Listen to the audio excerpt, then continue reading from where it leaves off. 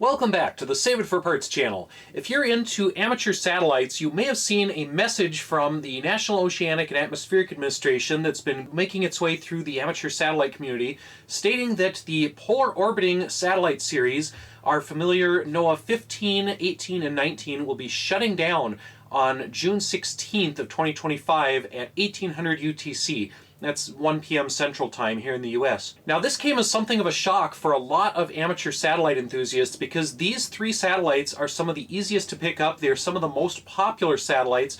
Because they are easy to pick up, you can listen to these satellites with nothing more than a simple software-defined radio or even a handheld VHF radio and a cell phone. These three satellites are the last of the Polar Operating Environment Series, or POES, and they've all been getting up there in age. The oldest one, NOAA 15, was launched almost 27 years ago, back in 1998. NOAA 18 was launched 20 years ago in 2005, and the newest, NOAA 19, is 16 years old, launched in 2009. So these satellites are all pretty old, and they've actually been replaced by newer satellites, NOAA 20, NOAA 21, which are technically part of the Joint Polar Satellite System, or JPSS. And it's even extra amazing that these are still around because their original design life was something like 2 years, with an extended design life of just a few years more than that. So these have all outlived their original design specification, which is great. So in some ways they've been on kind of borrowed time, and NOAA shutting them down is not really a surprise. They've been making noises about shutting down these satellites for a couple years now. Now, the good news of this is that the shutdown or end of life for these satellites is mainly for the ground-based distribution of the data. So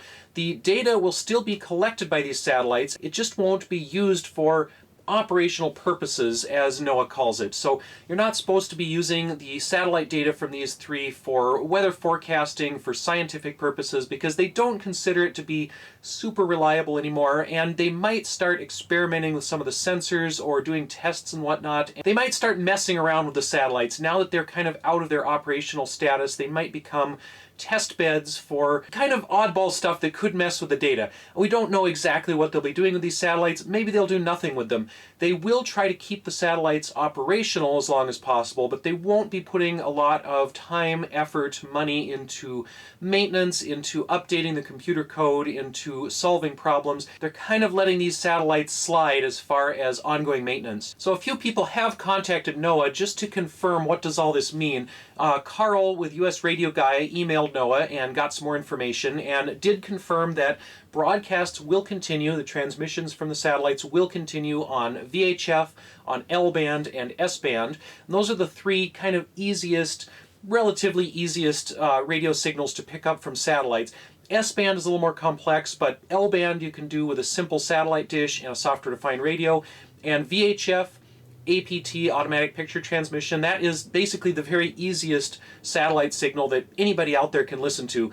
Like I said, you can do it with a handheld ham radio and your phone, or you can do it with a very cheap software-defined radio and a computer. And that is what has made these NOAA Polar Series such a great introduction to the satellite hobby for so many people. They're basically the gateway satellite. They're the satellite that you can pick up for basically $20 in equipment, or maybe even less if you already have some equipment lying around. For decades, these have been an amazing resource for students, for radio amateurs, for people in developing countries who don't have access to higher technology satellite systems.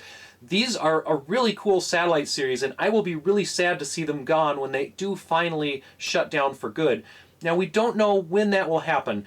They're transitioning over to this kind of end-of-life status, as I said, and while the transmissions will continue, if something goes seriously wrong, or if one of these satellites is considered to be a problem, then they will probably try to shut it off completely. They do tend to turn off the radio transmitters on decommissioned satellites, especially if the satellite loses orientation control, if it starts to spin. It'll start just broadcasting its signal all over the place, which isn't necessarily desirable. Now, when will that actually happen? We don't really know. Like I said, these satellites have all outlived their design life by quite a bit, and they are actually some of the oldest of the NOAA series.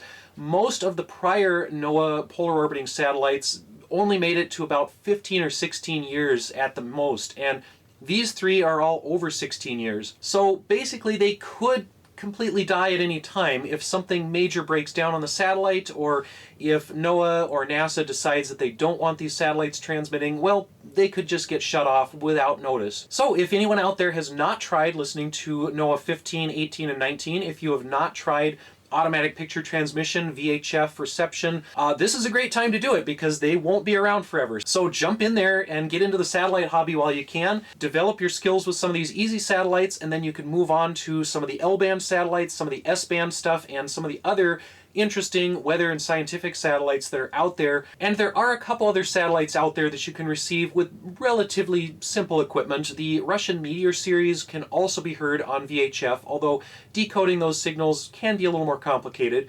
And then both the Russian system and the European MEDOP system use L-band. Now, I mentioned there's the Joint Polar Satellite System, which is the replacement for this older NOAA series, and unfortunately those use X-band, which is a higher radio frequency that is a little more difficult for amateurs to receive, to decode. It's a little bit out of my skill level and my budget at the moment, so that's something I'll try to mess with in the future, but again, it's kind of unfortunate that that is the only way you can get some of these newer satellites.